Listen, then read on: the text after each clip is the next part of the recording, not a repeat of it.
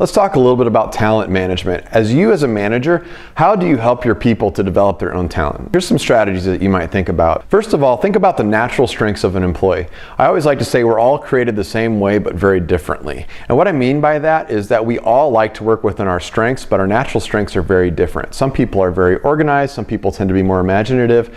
There are lots of tools out there to help you to identify what your employees' strengths are, and then you can work with them on helping them to develop those strengths. And the core strategy is to help them to develop the strengths they already have, not just to work on the weaknesses and the strengths they don't have. Work within the strengths. Another strategy that you can have is to understand what baggage does the employee bring to the job. So most people, they really genuinely want to be successful at work, but unfortunately, depending on how they've grown up, how their lives are, how their past employers have treated them, they get stuck in whether they've been nurtured or whether they've been treated badly, and they're bringing all that baggage into work. They have different perspectives of what you as an employer are going to do for them.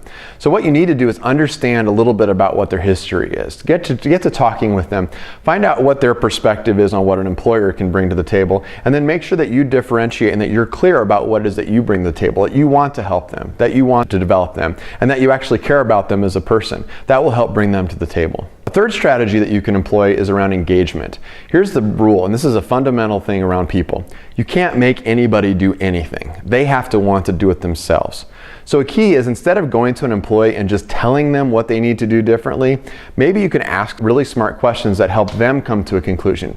If they decide that they want to develop themselves and how they want to develop themselves, you'll find that they'll own that path much more. Those are just some tips for helping you to develop your talent.